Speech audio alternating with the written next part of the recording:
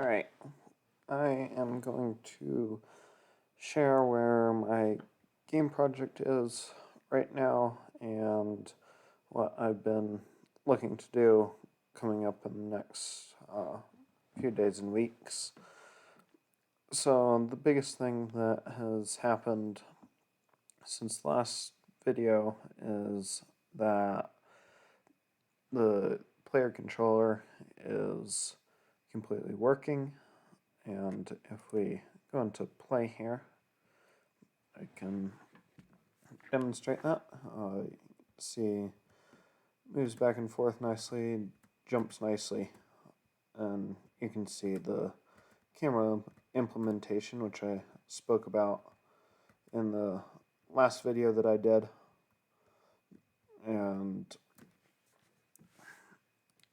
that's the largest change that has happened since the last video that I did. And we can come into my scripts here. The player script probably looks, all these scripts probably look fairly similar, but they've had refinement, and particularly in these variables, just fine-tuning it to make everything feel nice and smooth and working nicely. And come into the controller here. Some of the same work, just really making sure that everything is dialed in nicely for the player controller so that the monkey's able to jump in a nice way and move around properly. And if we come back into the game here, something else I've done recently is this flip right here so that he's facing the right direction when he's moving. And if we come into the scripts here, that's just done in this move function here. So if the it's just in these if statements here using player sprite.flipx, which is the same thing as going into the inspector here and just ticking this box. That's essentially what it's doing when it's detecting the velocity is going negative or the velocity is positive. So moving backwards, moving forwards, it will tick this little flip box there. And I have actually two new scripts from the last time I shared this. One is the platform controller, and the other is the raycast controller. So all the raycasting implementation that was in the controller 2D script before has been moved into its own script in the raycast controller so that other scripts can utilize all the raycasting information. And that other script, in this case, is the platform controller. And this allows the use of moving platforms, and something that I will be working on is the ability to jump through the bottom of a platform and then stand on the top of it, and that'll be done through this platform controller script as well. So right now it's able to select platforms. This one right here, if we come into our tile map, we can see that that one's highlighted. And then let me scroll back here. These two at the end, they can move up and down. So if we go into play mode here, and this box right here, I've been using that as like a debugging tool for this platform movement. And you can see if I scroll it, sorry, I need to be on the cube here. If I scrub these move numbers here, you can see that the cube is able to move back and forth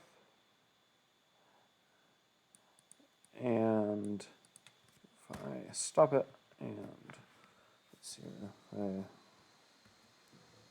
get the come back into play here, put the monkey up on top of it, you can see that when it moves up and down, the monkey moves up and down with the platform. And this has definitely been a little bit more challenging than I thought it was going to be. It's because I've had some issues with the raycasting, some of which I've not completely sorted out yet. So that'll be the next thing that I'm working on immediately, is working on how the rays are coming out of these platforms. If we come into the scene view, you can see the debugging here. The rays are coming out of the bottom, but they aren't coming out of the top and the sides. And this one's messed up as well. And those are the rays for some of these end ones here. So this needs some work. So I will be doing that hopefully fairly soon. And if we come into my to-do list here, I still have a little bit more work to do on the character animations that doesn't look like he's walking when he's stopped. That should be fairly easy to implement. One of the biggest pieces that I still have to do is implement the bananas. So the player is able to collect bananas. That's how the score will come in the game. And the other primary thing that I have to do is the enemy, so making the bear move back and forth on a plane, and also implementing lives and deaths, so the bear is able to kill the monkey if the player runs into one of the bears. And that's primarily what I've done. I think I'm still happy with most of the things, particularly in the priority 1 and 2 here. I need to get most of this done in the next little while. A little bit behind on some of it, had on some of the other things. So I'm sort of gone along at a pace, like to really get this platform control dialed in.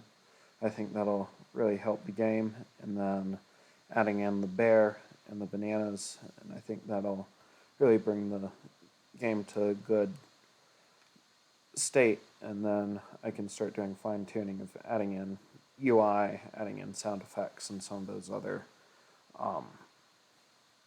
parts of the game that'll really tie it all together and make it run nicely and look nice and be an enjoyable game to play.